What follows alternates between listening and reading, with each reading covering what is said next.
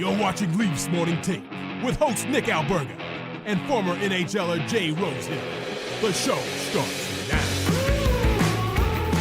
Welcome back to another edition of Leafs Morning Take. I'm Zack Phillips, filling in for Nick Alberga here alongside Jay Rosehill, the best producer in the game. Producer Vic back behind the scenes. Gentlemen, we are 1 day away from season opener this year, 2024-2025 season. New coach, new captain, new goalie situation, Rosie. How are we feeling as we approach the first day of this upcoming season here? Well, obviously excitement. It's been a long wait, a lot of changes, and yeah, it still feels like tomorrow's a ways away, but we've been doing this countdown for a long time, and one sleep left till we're going for real. So I think everyone in Leafs Nation's excited. I'm sure the boys in that locker room are pretty excited too.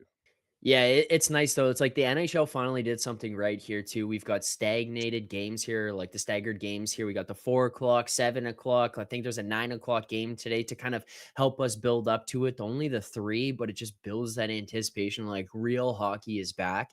Like something we actually care about is back on TV as we get ready to get into day one. But it's exciting, I think, from a Leafs perspective going into day one, because we're sitting here with a team that every single year it's, well, who cares? Let's find out what happens in playoffs, because we know for the most part, the systems are the same. The players are the same. We have these like concerns that have kind of rolled over year after year that never really changed. And we never had too much excitement going into each new season. This one feels like a little bit different. We talked about a more refreshed preseason. And now all of a sudden we're looking at a group with this new coaching staff, special teams, etc. It feels like we actually have something that we're like anticipating getting to see on the ice, Rosie. I don't know if that's just me, but it's like it feels like this is like a new perspective on this season that I personally haven't felt as a fan going into day one or game one in probably like 5-6 years. Like it's after the first couple of years of Matthews and these boys, it just kind of dwindled down the level of excitement for game one.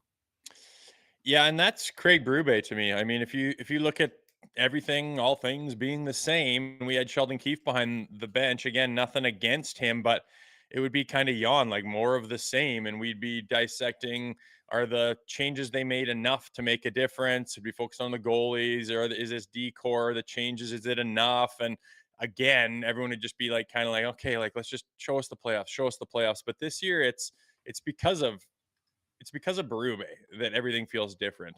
Like this whole outlook on the team, the mindset of the team, what the identity could be and will be is all up for grabs. So I think a lot of the excitement behind the Toronto Maple Leafs this year is absolutely because of that coaching change behind the bench. And I think everyone's excited to see how it looks and see what the differences are and see if you can see a palpable change in their demeanor on the ice for the average fan that watches this team.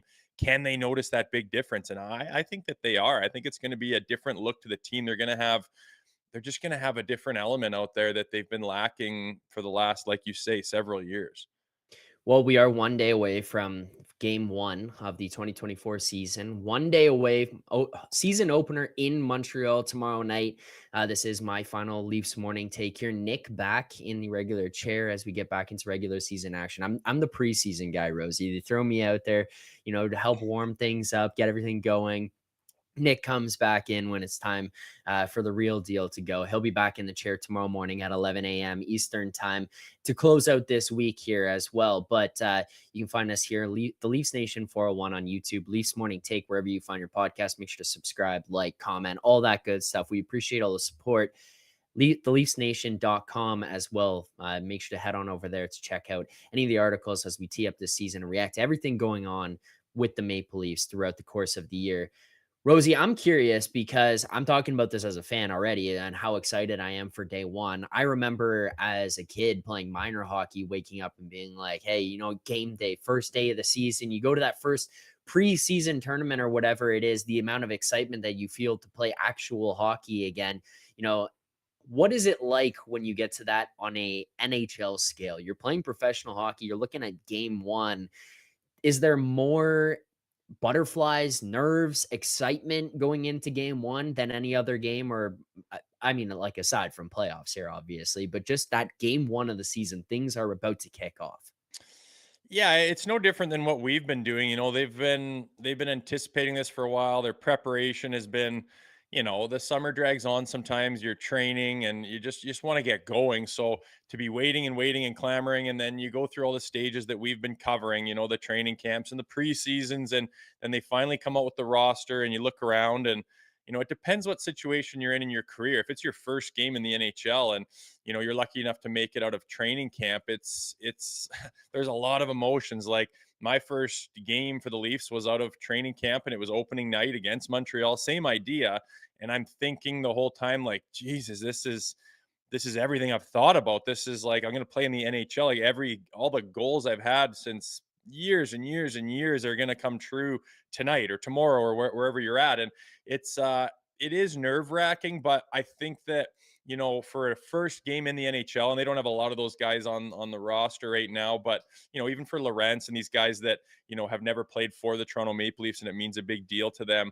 It's you're going through in your mind checking the boxes, but to have it out of training camp is nice because you've had that preseason and you've been around the guys and you can just treat it the same routine like you've been doing the whole time. I kind of feel for guys that get called up from the American League for their first NHL game, and they just get thrown into it, and you're shaking everyone's hand, hey, and meeting everybody, and then you get these new gloves and pants, and the trainers trying to set you up, and are your sticks here or not? And holy shit, it's a whirlwind of anxiety a lot of the time, and trying to harness your feelings and get prepared. But other than that, for those guys that have been through that big step, I think they're just chomping at the bit to go, and they're excited that it's actually going to mean something now. And hopefully they feel prepared and excited. And you just take what you've been doing throughout the preseason and just slough it right into tomorrow night's game. But a little bit that there's behind your mind is the fact that this is for real now, and it counts and it matters at the end of the day.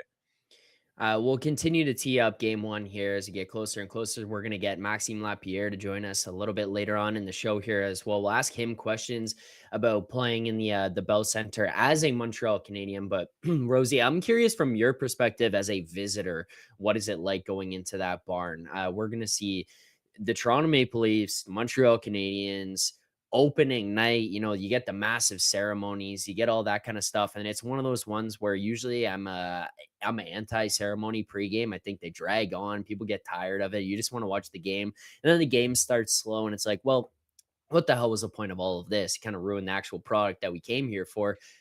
Opening night with the Montreal Canadiens, that ceremony, it's worth it. No, I anti-Habs, man. Like, I'm Leafs fan my entire life. That's one of those things. It's like I respect that, I enjoy it, I appreciate it, but it's got to build a little bit of intensity and maybe some intimidation for the opponents and the visiting team, does it not? Yeah, I mean, the Montreal Canadiens, they are who they are. I mean, you can dislike them as much as you want, but the fact is that rivalry is strong and there's so much passion behind it, whether you're on the Habs side or the Leafs side. It's because the Habs are a legit historic franchise, and you can respect them as much as you want to beat them and hate to lose to them. And I think there's a reason the Leafs always start against the Habs to open the season, because it's they're the two most historic franchises in the league. They can't stand each other, and the passion of both franchises goes back for generations. So there's a little extra oomph in that for sure. I mean, if you were playing the Minnesota Wild, it wouldn't carry that kind of weight. But you go into the Bell Center, they come in to Toronto, and it's the theater is high, the tension in the air is high, the crowd, you can tell, is anticipating the drop of the puck, and it's honestly, it's all just waiting to drop the puck. And I never liked the game day routine. I never liked waiting. Like, I just wanted to get going. And I can imagine those players are like, God, can we just, it's fun, the theatrics and everything like that. But for a player where you're like anticipating, like, how is this going to go? How am I going to feel? What's the outcome of this game going to be? You want to just drop the puck and have that, be able to go and have a hand in, altering the course of all that. So for me, just get all that stuff over with. Time drags on so much. You just want to drop the puck and get to doing what you do. What's that actual process like during those days where the ceremonies happen? Not just the Bell Center opening night, like the other ones. What do you guys do as players? Because we see guys on the bench, and you see you go back into the room, see some guys sitting around in the hallway, whatever it is. Like, it's got to be uncomfortable as hell, no? Yeah, like, guys will mention things, your leaders would be like, "Hey, stay warm, stay moving, stay focused. This is going to drag a little bit, expect to be standing around a little bit." So guys might, take, the clock's ticking down. You have a clock that ticks down, the same one in the Jumbotron, and you're watching that, and you go out at certain points. You go out at 16 Yeah. for warm up, and different numbers is when you're supposed to be moving. And on opening nights like that, especially this one, that there's going to be some theatrics and whatnot. So guys might kind of their routine of staying warm and doing their stretches and getting their gear on, or maybe take some gear off and kind of do an extra little stretch. Just do something to make sure that you don't seize up, because there's nothing worse than getting a sweat on and then getting dry and getting cold and getting stiff. So guys are just trying to stay moving, stay focused. But at the end of the day, there's only so many things you can do. You just have to deal with that. It's part of being in the NHL, is dealing with that promotional stuff and the TV stuff and all the theatrics that come with it. And honestly, that's a small price to pay to be in that league. Yeah, I mean, fair enough. You're in the National Hockey League, so at the end of the day, I think that's a little bit more important than having to deal with the opening ceremonies. It is one thing I think the NHL does pretty poorly compared to other leagues here as well. Like you see baseball, what 7:07 first pitch. You know what time that first pitch goes at? 7:07, Yeah, right? true. Like the NHL, 7 o'clock game time, and tomorrow night the puck's not going to drop till like 7:35. It's like, well, just schedule the fucking game for 7:35 then, and do the ceremony before. We're fine with that, but don't tell me the game's at 7. Like, I know. just figure it out. That does seem like kind of common sense. Like that should be puck drop at that time, and whatever you want to do with the clock beforehand, you go for it. But I don't. I guess they want butts in the seats. They want the crowd full. They want the building ready to go when the cameras turn on. So I Yeah. guess it makes sense. But yeah, I mean, you look at the NFL and the different leagues that do it, and college football. They do it up right, and they've got the experience and the TV to really put on a big show. And I think watch tomorrow, man. That Bell Center, some of the cool things they do with like holograms and lasers and lights and like the torch on the center ice, that it's pretty impressive what they do these days. So it's worth it getting there early and watching that stuff. It kind of gives you the jitters and gets you ready to drop the puck on the whole season. I'm just kind of curious where you come into this on where we've seen the lineup right now. Looks like it's kind of pretty much being set in stone. Bobby McMahon going to be on the outside. We talked about some of these guys yesterday, but it was a little bit more in the context of, hey, Pacioretty and Lawrence are coming in. Who goes out? As far as things go under a guy like Craig Berube here is where I'm going. When you see this lineup, we've seen with Sheldon Keefe, oh, you're not going well. Next day you're out. And then Max Domi, you're on the wing. And Max Domi, you're back to center. Nylander, you're at center. And it's just like it's a blender every single day between every single period. It changes, it changes, it changes. Under a guy like Craig Berube, how do you kind of anticipate this lineup to look throughout the course of game one here? And then as we prepare to go into game two and then into Saturday for game three, like, you think he's going to be a guy who's going to be quick to hit that button and change things up? Period one doesn't look good. Change the lines. Or is he going to stick course to what he's got, how things have been here in practices leading up to game one? Well, I think you got to give the guy time to feel it out and see how things are going. I mean, this will be the first game with that lineup, and real bullets. This is the season. This is the roster. So you got to give him some time to feel it out. If he wants to make some changes, I think that's very possible and very probable. But as far as like really blending him up, I've never even seen or been a part of a team that gets the lines jumbled and guys switching positions as much as Sheldon Keefe did it. I didn't like it. I didn't like it then. I was vocal about it. I don't think anyone on the team can get any semblance of consistency when you don't even know who you're playing with, when you don't even know what position you're playing with. I think that was kind of nuts. And I thought it was kind of desperation showing, just desperately trying to find a formula and trying to find this magic recipe that works so you can sit back and go, oh, there we go. And it's like he never found it. And I don't think that's the way you really go about it. So I think that it's expected that things are going to move around a little bit in the beginning parts of the season, but 10 games in, call it. I think he's going to have a pretty good idea of what he likes and where he wants guys. And I think he's going to give them a chance to actually form that chemistry, which will be a nice change for the players in that locker room. Because that is one thing about Sheldon Keefe that I was just not a fan of. It was wild how much he jumbled up that line and how often he changed the lineup and the lines themselves and the positions of the players and who's at center and who's on wing and who's on third line, it was wild. And I don't I'm surprised guys didn't kind of say something about it. It seemed like they had the Yeah. relationship of kind of a player's, locker room where they had a lot of control in there. And, maybe I can't imagine they liked it, man. But I've never seen anything like it. And I don't expect Craig Berube to be like that at all. Yeah, the whole Sheldon Keefe line blending thing was a very weird situation. Like I will be very open about it. I am on record on old shows saying like after the Babcock stuff happened, when Keefe came in and I saw him switching lines and being willing to be creative and fluid and flexible at the lineup, I was very vocally like, yeah, I like this because we were so stiff and so rigid and so structured under Babcock. It was like, well, okay, Austin Matthews is being your best player in this goddamn playoff game. Like maybe he can get some more minutes, but Babs would just be, no, not going out there. He's a young kid. He's not ready for it. It's like, okay, like we're in the playoffs here. Maybe give the guy some minutes. And then Keefe came in. I'm like, nice. Like we'll change things up, give guys opportunities. And it was like, oh, okay, this dragged on too long, and now you do it too much. One of those things that we did see consistently between both of those guys, though, was the inability to start on time. I have started, Rosie, over the past 6 years, maybe every single game for 82 games of every single season saying, "Oh, you didn't start on time. Well, you didn't start on time. Well, it took till the second period." And what makes me want to claw my eyes out watching that happen every night, because it's like you're in the NHL, you should be ready to go.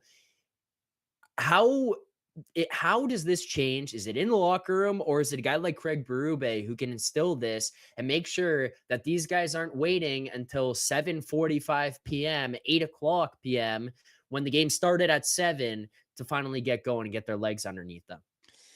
Yeah, I mean, I can only say what I see from the outside, but with the Maple Leafs in years past, it just seemed like it was kind of a feel out period. And their attitude and effort level and their starts was kind of dictated by who they were playing.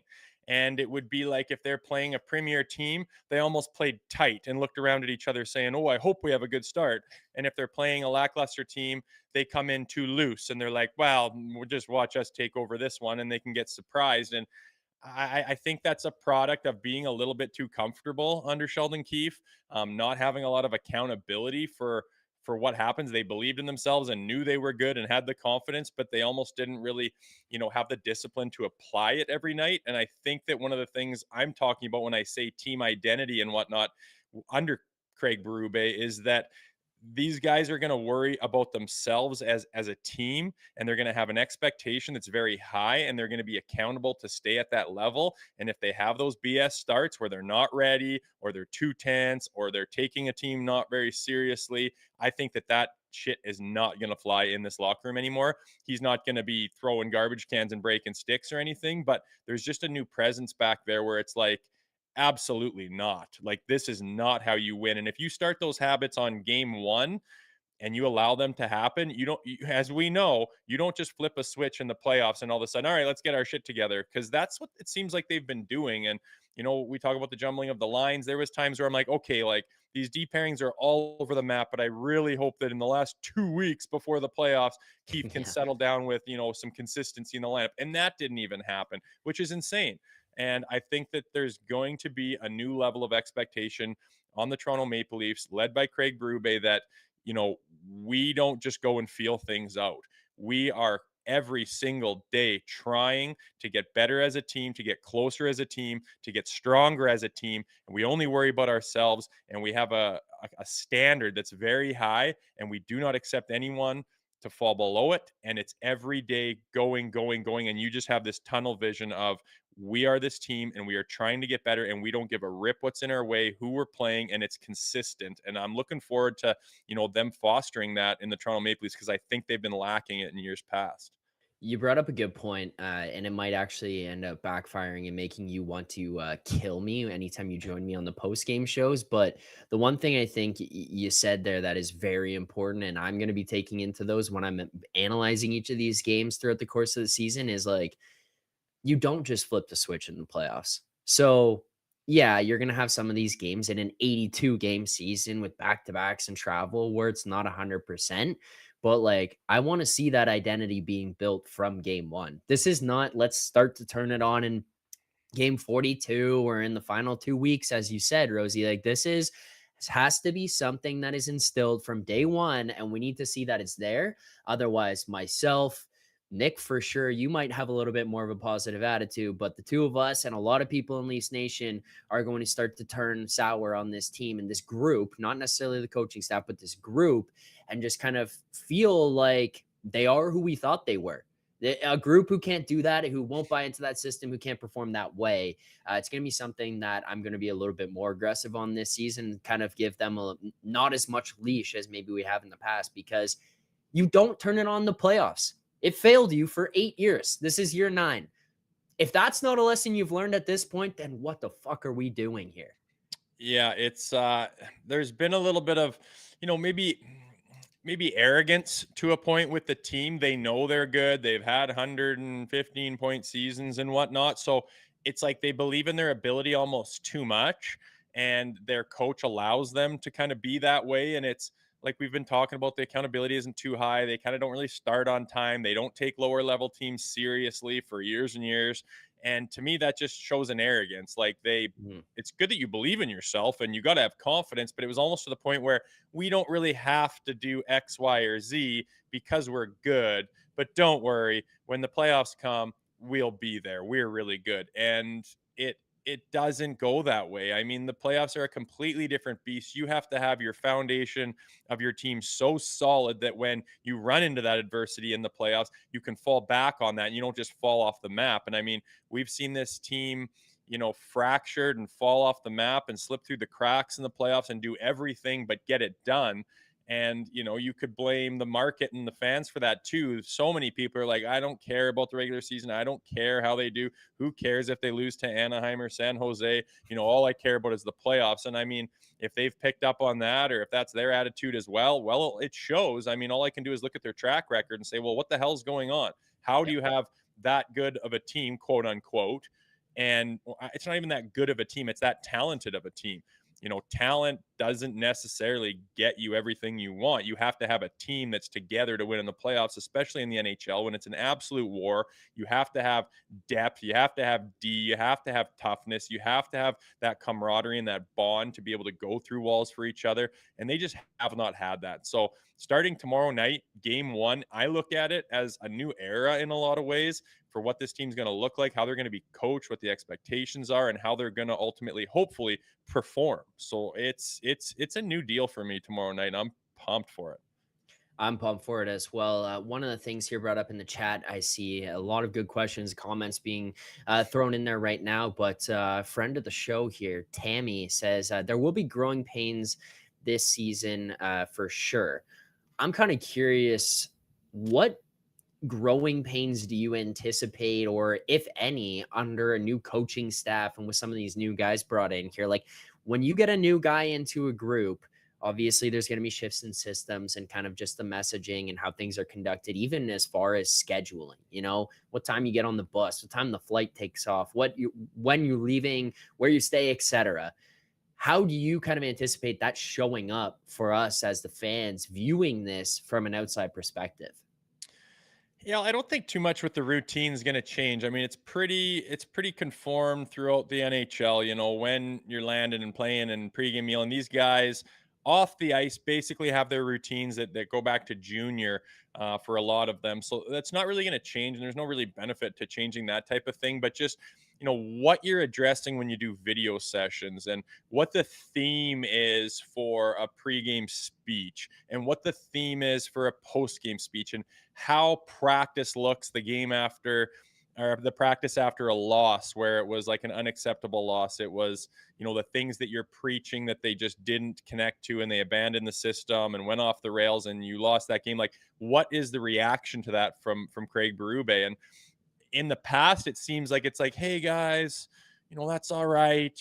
We're better than that. We're going to get them next time. And don't you worry, that kind of thing. And it just breeds just that entitlement and that little bit of arrogance of, yeah, we are sick. Nothing to worry about. Well, this league, I'm sorry. Like, look at the teams that are phenomenal that come up short every single year. It takes a lot to get to where this team wants to go. So I think there's going to be, this level of accountability, and if there's going to be growing pains in that or not, that's up to the players on how much they adopt to it, and how willing they are to change and to maybe look at certain plays and certain spots in the ice in a different light to do it Craig Berube's way. I don't think he's going to reinvent the wheel and expect these guys to play a completely different thing that's foreign to them, but there will be little subtle things about, no, this is the differences that we need to make. This is the changes here. These are those little things that add up, and they're going to have to get the Mitch Marners and the Willies and all these guys to kind of be the leaders and buy in and say, "Yep,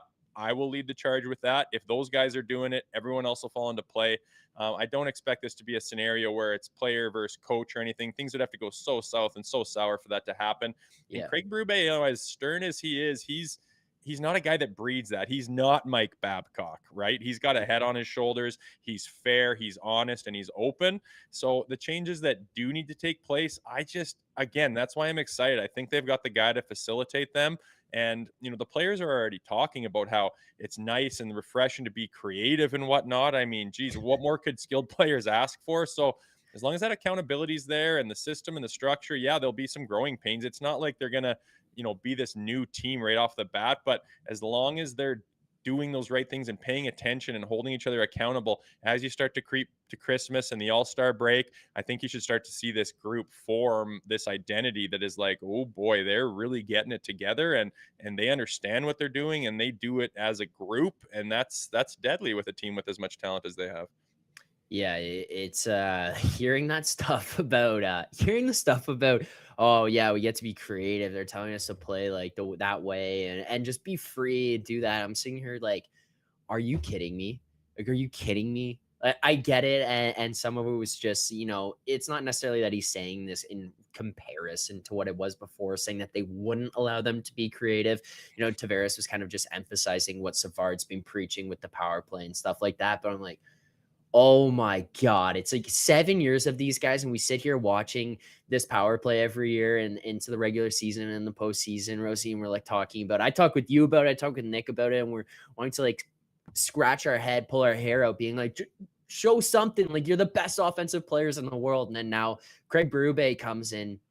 Oh, we can be creative now. It's what a concept that is. The best offensive players in the NHL. What are we doing? How did it take this long? But exciting Yeah, stuff. I don't see why they weren't able to be. I don't know again, I'm not in those meetings and part of Yeah. the structure of everything, but it seemed like they were able to do whatever the hell they wanted out there under Sheldon Keefe, maybe to a fault, right? Again, good coach and a good man by all accounts. And I'm not, I'm 100% on board with there needed to be a coaching change. Again, if we are going in with Sheldon Keefe again, I'd be like, what the hell do you guys expect? It's going to be the same thing.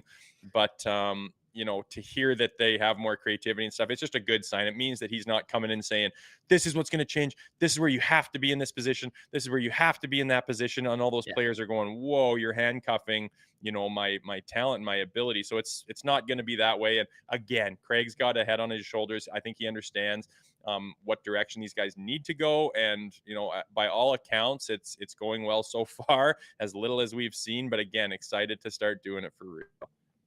Yeah, I'm excited as well. Game 1 of the Leafs season tomorrow night, kicking off in Montreal, October 9th.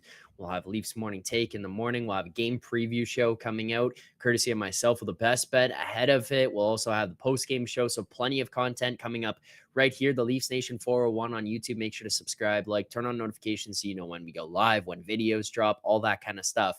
Appreciate the support from everyone out there. Chat is pretty fired up for game 1 here as well, Rosie. One thing I was fired up about as well, I'm going to put you on the spot a little bit. I don't know if you saw it. I saw it right before we came on here. One of the things that the NHL has had a really, really difficult time with over the last little while is promoting its stars. They released an ad this morning.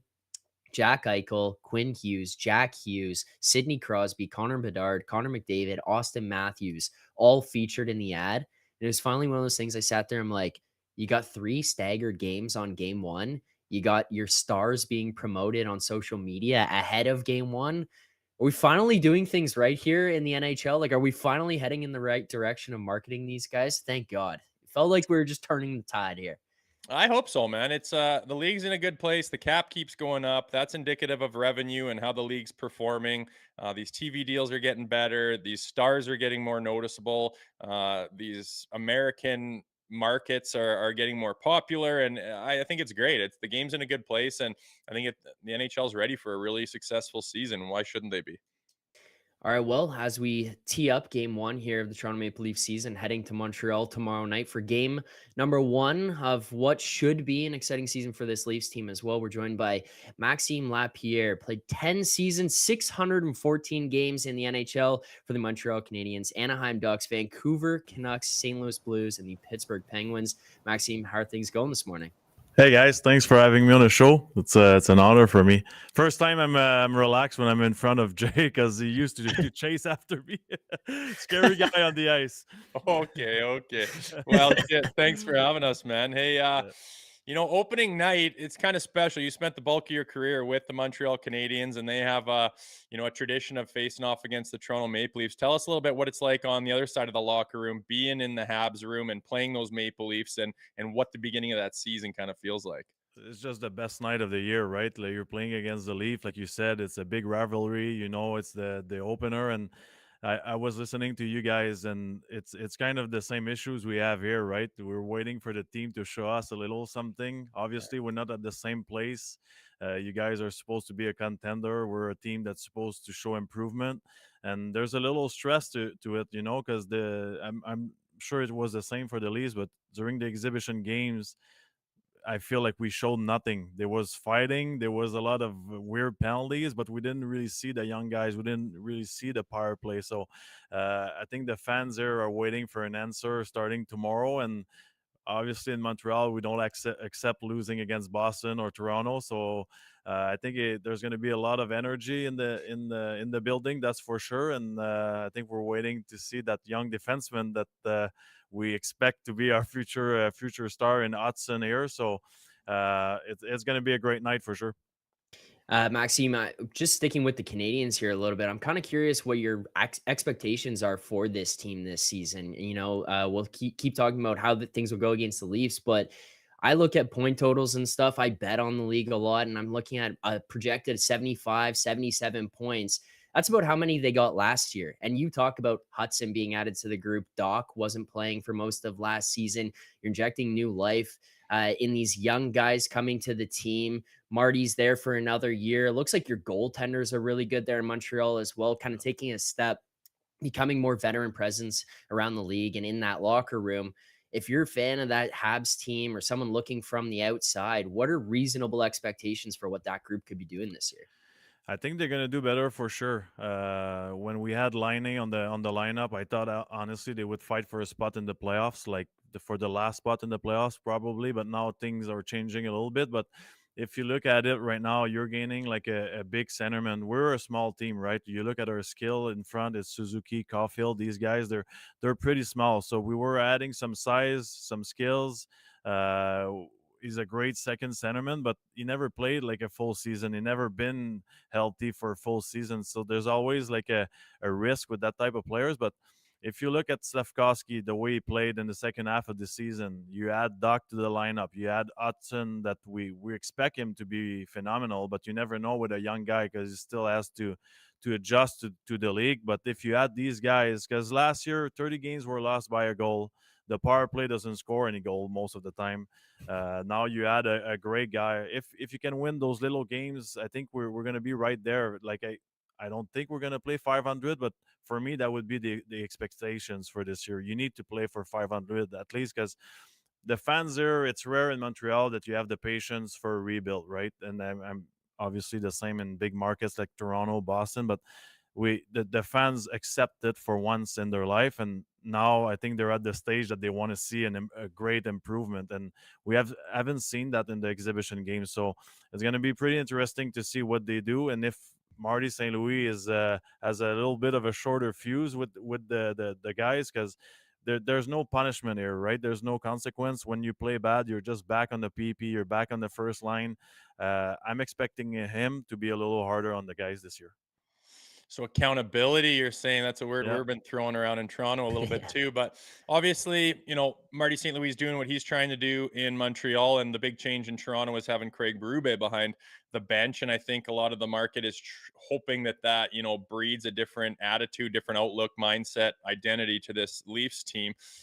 in your experience in hockey, how important is that coach, and how much can a coaching change, make a difference in the same roster? And is there any coaches specifically that stand out to you in your career that were really good at that? Yeah, I mean, I played for Ken Hitchcock, and obviously, not every guy liked him, but he's so structured, so honest in with the team. You know, guys have to show up. It doesn't matter if you're a superstar, if you're a grinder, if you're a defenseman or goalie. You have to show up every practice, every game. And I feel like, obviously, like I'm covering the Habs here, but I see a lot of Leafs game, and it. I think the fan base in Toronto is going to need to be patient, because you got a great team now, you got a great coach, but you don't just change in 2 games. It's going to take a month. It's going to take 2 months, because it's not natural for some of the players to be playing that way. And the first step will be to learn how to play it that way once in a while, because the coach is going to show you that you need to play hard, you need to finish hits, you need to win your one-on-one battles. And it's going to take at least 2 months before it's natural for these guys, because they never played that way in their life. So obviously they're going to work hard at it, but before everything falls in place for me, I think it's going to take a while. You guys have a great team. You got skills. You added Tanev that I play with. He's a great defenseman. I think you guys were missing that in the back end with Eggman Larson. You got a good team, but they're gonna need time to fall in place. But I think it will work. We've seen what he's done in St. Louis. I mean, his team wasn't near what you guys have skills wise, and they won the Stanley Cup. So I think if everyone is patient in Toronto, you guys gonna have great results. Patience and Toronto don't necessarily seem to be two words that have gone together too well for the Doesn't work. last little while. Yeah, I don't know. I don't know about that. It's a little bit like water and oil, but I think it's fair messaging. I mean, Rosie and I talked about it before you got on, just kind of how they're going to have to adapt and some growing pains that they might have to experience here in Toronto. But one of those things that we've talked about and the team has struggled with a little bit is starting on time. I'm curious, kind of as we tee up game one tomorrow night in Montreal, Leafs Canadians, and we talk about how important of a rivalry this one is. What do you expect out the gate here for this Habs Leafs matchup tomorrow night? Because what we saw in the preseason, there was some fireworks. You know, we saw the Line A incident. We saw the aftermath of that. Then we saw Jack carrying over kind of into the Sens preseason games. And that being said, though, there were very different lineups. But is there going to be messaging being sent here from the Habs towards the Leafs? Is it going to come out of the gates firing? I don't think there's going to be anything like concerning what happened in the exhibition games, but I think both teams are trying to show the same thing a little bit. Like the Leafs, they want to show that they're working harder and they're going to be physical and play the way their new coach wants them to play. I think on the other side, it's more coming from the dressing room. You know, you got guys like Jacky. They want the team to be tougher. They want the team to be a little more physical. They have enough. You know, it's been a few years now that teams are just coming in Montreal and it's easy. We don't have good teams. We don't have tough guys. It's not that physical. So it's not normal that the teams are saying around the league that it's the most fun to go play in Montreal. It shouldn't be that way. It should be tougher. And I think that's the message that a guy like Jacky is trying to send to the league. And he shouldn't be alone doing it, but right now it needs to start with him. I guess that's what we're going to see tomorrow. We're going to see a Leafs team that is working really hard and a Canadian team that is trying to play a little more physical to show that, hey, man, when you come in Montreal, it shouldn't be a party. You're going to get out maybe with a win, but it's going to be a painful win. I think a lot of people are excited for it. Back behind you, I see a lot of nice looking blue colors. What do you got going on personally there, man? Wasn't to support the Leafs. No, it's just we have our own podcast as well. You know, it's called La Poche Blue. It's pretty much what you guys are doing. We have guests coming on once every Wednesday.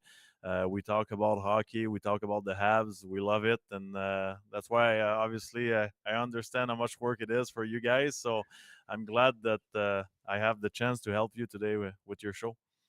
Yeah, we appreciate you coming on. That set, I mean, Rosie, we got to take some notes here. Look what we got behind us. I mean, I got hats on the wall. That's pretty much it. This is the full professional setup there. It looks incredible. But make sure to check that out. Maxime, the other question I kind of want to ask you here just before we wrap up and let you go, we appreciate you taking the time to do this. We talk about the Arbor Jackeye stuff. It's been a very big topic amongst people around the NHL right now. Just the way kind of things were handled in the preseason.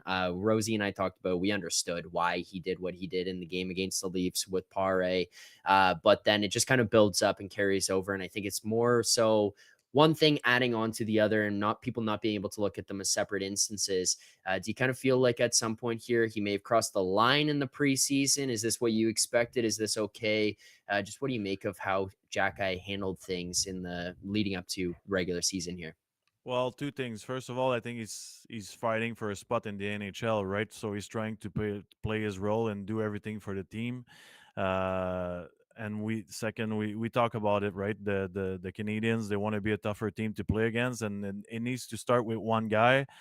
Uh, I think Revo would have done the same thing with the Yeah. Leafs, right? If someone would have touched a player or a friend, I think they're trying to show that there's still room in the game for these type of players, because obviously you know, like me, that everywhere we hear like, oh, we don't want fighting, we don't want this type of hockey anymore in the league. But every time there's a fight, there's 21,000 people standing up and yelling. So let's not lie here. I think it's still part of the game. I think it brings passion, it brings emotion, and it's not normal that the Leafs and Canadians were slowly losing that rivalry, you know, that emotion that are part of the game. I think this is the type of guys that are bringing it back.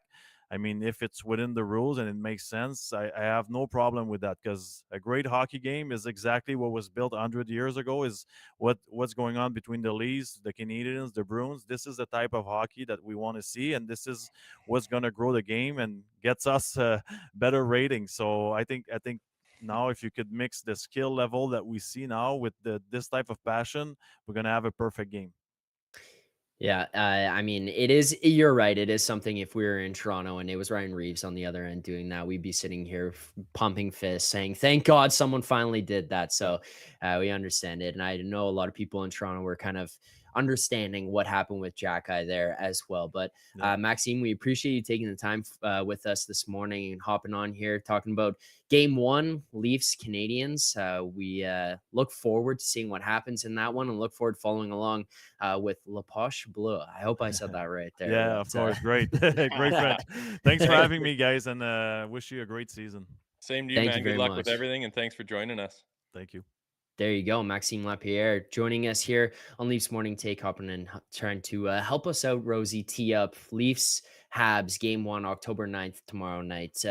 It'll be an exciting one, no matter what happens. I feel like it's going to be, there's going to be some fireworks, maybe not to the degree people were anticipating out of the gate after what happened with Line the other day, but nonetheless, I think we're going to see some excitement. We'll see how it goes. I mean, this brings me back to last year with Jack Guy being, who he became, and will Revo go, and he's starting his thing, and they had a little go. It could have gone better, and then they didn't see each other all year long. So I never liked that. I couldn't stand, we're playing Boston, and everyone's like, "Are you fighting Lucic? Are you fighting Thornton? Are you gonna fight this guy? Are you gonna go this guy?" It's like, Jesus, you guys, like, I don't plan that stuff. It all depends on how the game goes, and of course, I'm always willing and ready to do that kind of thing when need be, but it's never set up. So if people think this is a Reeves versus Jack guy, because not necessarily. I think you got to see the tempo of the game, the pace, see what kind of intensity is, see how physical it is, see who's being taken liberties and not, and who's just playing hockey, and take it from there. So I don't think that a game like opening night Toronto Montreal needs to be hyped any more than it is already. I think it's going to be a hell of a game regardless.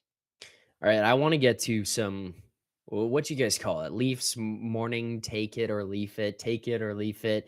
Take it I or had a leave it. name when I showed it to you, or when I came to you guys. It was different. I think that the one you guys came up with is much better. But I have some hypotheticals I want to get into with you guys as we get ready to go. Take it or leaf it. Producer Vic says there behind the scenes. Thank you, Producer Vic. Take it or leaf it. I've got some season long ones. Okay, this is not Ooh. necessarily for tomorrow. And I want to know what people in the chat think here. So I'll throw them out, but I want to tee this up and give the context of how I'm asking these questions. Okay. So essentially, I'm offering you this hypothetical. You could take it or in the case that you leave it up to chance. It doesn't have to be that. Anything else could happen in these scenarios, okay? So, like, Okay. for example, Austin Matthews wins the Selkie this year, but he fails to score 55. You're guaranteed he wins the Selkie, but he cannot score 55 or 55 or more, excuse me. Or do you leave it up to chance? He could have a different type of year. He could score 60, could score 70 this year, but the Selkie is not necessarily a guarantee. Maybe his defense takes a drop, right? You understand where I'm going with that? Or did I explain that poorly? No, I get it. Okay. I would take it. I mean, I don't care about, that number 70 last year. It's just an arbitrary round number, right? The guy's scoring like an absolute machine. And if he's winning those types of trophies, it shows that he's having a phenomenally well-rounded season where he's kind of doing everything well and contributing everywhere. And from your captain, your leader, and one of the best players in the league, I think that's nothing but a good thing. I want Austin Matthews to be looked at as a ridiculously, phenomenally well-rounded player, not just a hyper high scoring player, because there's a lot of factors into the game that guy needs to be really good at besides scoring goals. He's always going to be number one goal scoring, type of player, but I think there's other aspects. So if he shows and is winning trophies throughout the league that shows he's well-rounded, doing everything right, I'd take that all day. Chat seems to be in agreement here as well. So, okay. So that's how we're going to kind of go with these. That's how this is going to be laid out. So next one I've got for you. This one is going to be a little bit controversial. You may have a certain answer. I think I know what your answer is going to be. Chat may have a different one. Okay. Mitch Marner finally breaks the 100-point plateau. He scores 100 plus, but he bets on himself during the season, does not have contract discussions with Tree Living and the Leafs, and he waits it out until free agency. And he says, my numbers speak for themselves. I'll deal with it then. I'll deal with it on July 1st. He has to wait it out, and he breaks 100 points. I think he is going to break 100 points. I don't see why Mhm. not, barring any significant time lost to injury.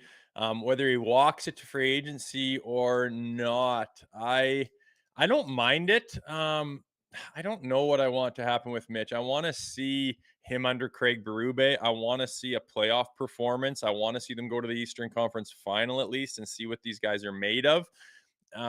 So, so there's no caveat on how the season goes with that. Hey, that's just fine. Let's see where. Oh God, I don't know. You don't want to lose him for nothing. You don't want to pay him out the ass. I don't know. I think I would. I don't know why. I'm just gonna leave that. I'm gonna leave that, and I'm just gonna leave that up to chance to see if any other avenue can be taken with old Mitchy boy. Yeah, I knew that was a bit of a super question. I'm leaving it as well. I think that you also put yourself you put yourself in a spot here where, um, like, let's say he scores 100 points,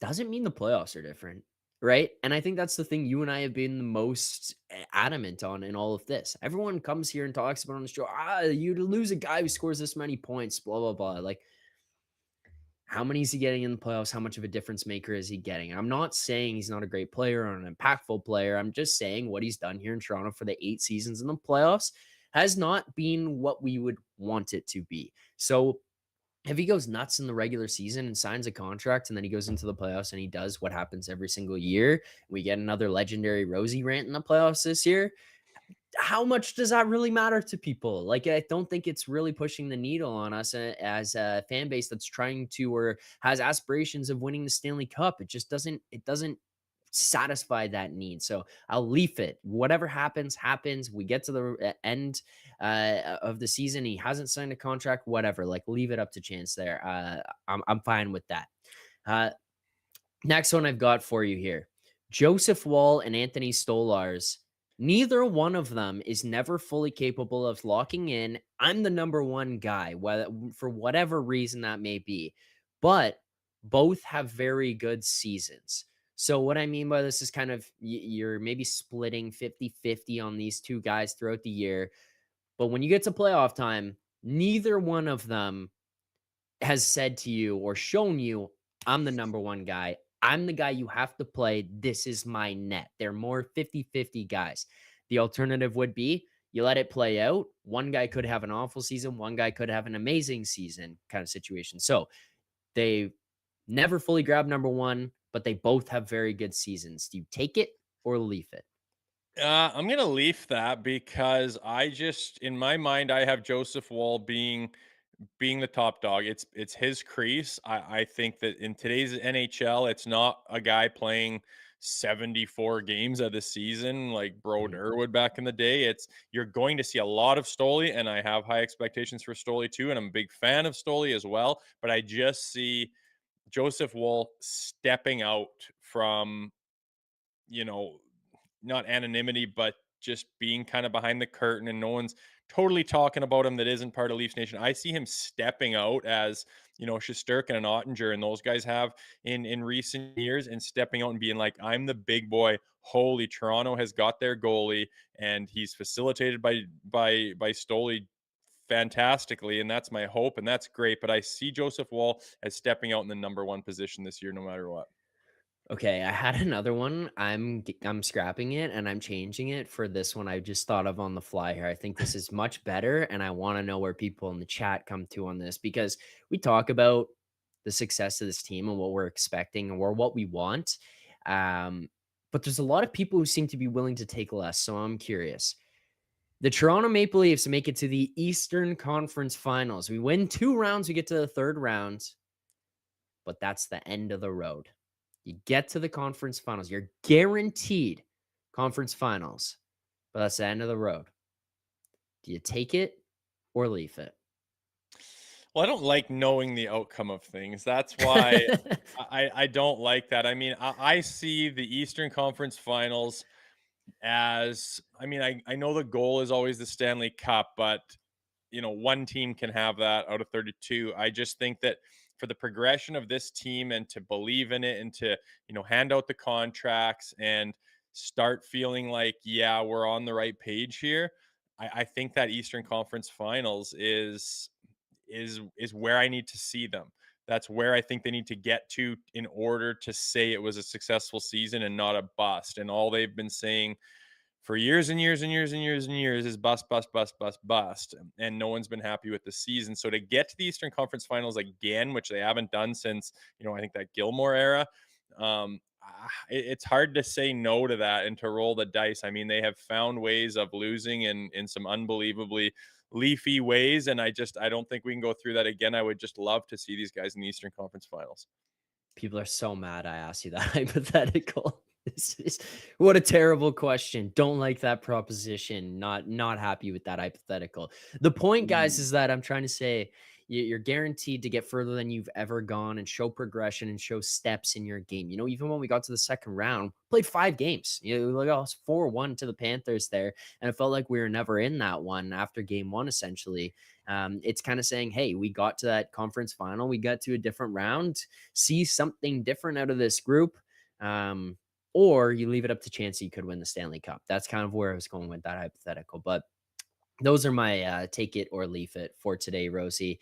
I'm excited, man. I just can't wait to get to game 1. I can't wait for the real regular season Leafs Nation After Dark that'll be coming up tomorrow night. I can't wait to watch you and Nick back here. Nick tanned more than you could possibly imagine on the morning show tomorrow. That guy better be rested and ready to go. He better have the show of his life after the break that he's just had here coming into this one as well. He's But talking about the hurricane keeping him down there longer and everything now. My goodness. Nick, you canceled your flight. There's no hurricane. There's no hurricane keeping you out here. What pictures he has of some of the brass in this company. I'd like to know, but he seems to be living the high life, this guy. Opening nights tomorrow, and he's still on the beach. My goodness.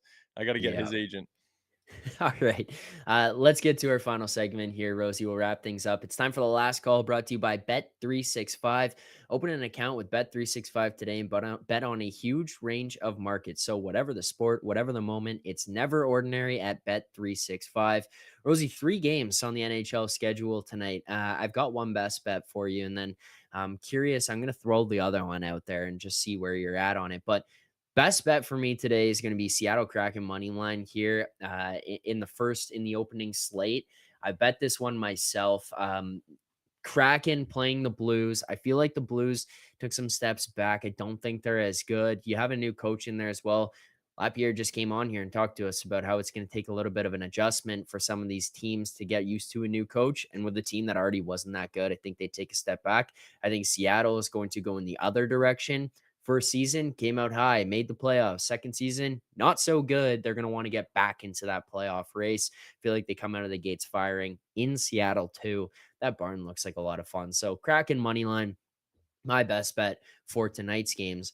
The other one I was looking at here, Rosie, I was throwing darts this morning. I bet this myself. Connor Bedard hat trick tonight. 3+ for Connor Bedard. What's the Look, number on that?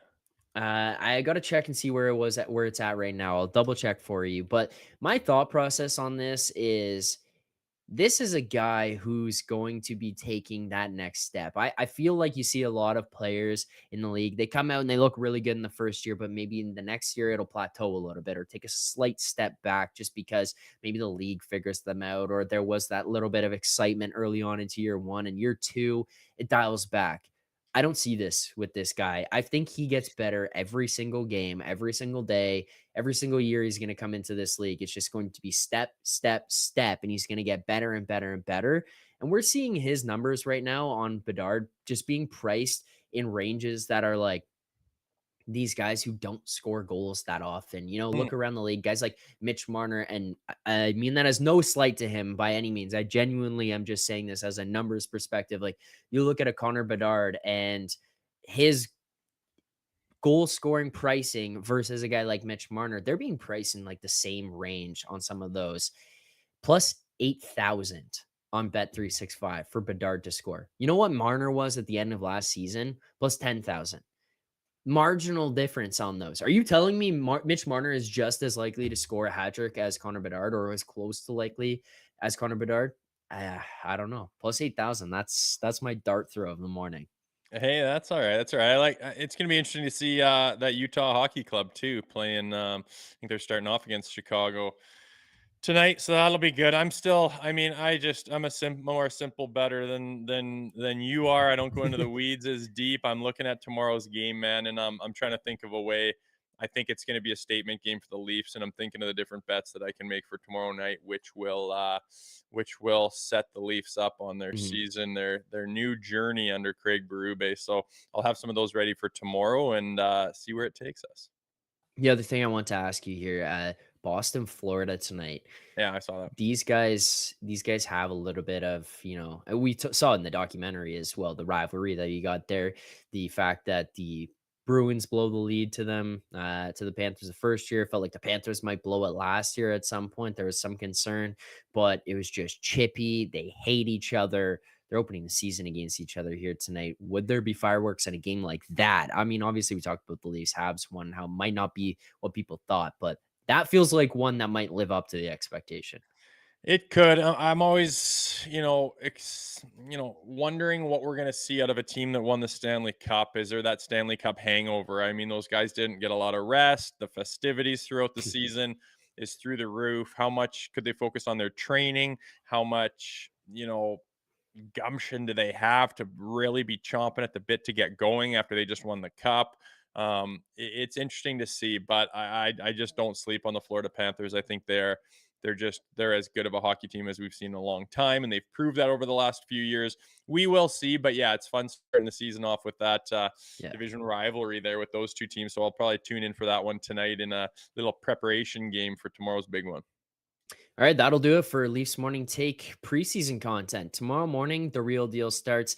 Nick Alberga back in the host chair alongside Jay Rosehill to be breaking down game one of the regular season. I'm pumped up. I'll be back here for game preview with Best Bet. Video will be coming out later in the day on the show. Then tomorrow night, Leafs Nation After Dark. Myself, Rosie will be joining me as well. Hopefully we're in good spirits after that one. Thank you for everyone who's tuned in, followed along. I appreciate it. I've had a lot of fun hosting the morning show here with you, Rosie, as well over the last couple of days. So it's been a blast for me. You guys made it very easy on me. You and producer Vic. I appreciate you guys. Hey, it's been good. Thanks for coming on. It goes smooth. We like having you. It won't be the last time. And I'm looking forward to you on After Dark on Wednesday night. See what kind of mood we're in. It should be fun. It should be fun. Thank you guys very much for having me. Thank you to the chat for showing support, subscribing to Leafs Nation 401 right here on YouTube. Make sure to subscribe, like Leafs Morning Take wherever you find your podcast. That'll do it for preseason coverage. We'll be back tomorrow for regular season game 1. Nick Alberga, Jay Rosehill. We'll see you guys there 11 a.m. Eastern time. Go Leafs, go. Make sure to check out more of our content right here on the Leafs Nation YouTube page. We got long-form interviews, we got clips, we got epic rants by Jay Rosehill. We simply have it all. And don't forget, you can find out much more at theleafsnation.com. Thanks so much for watching.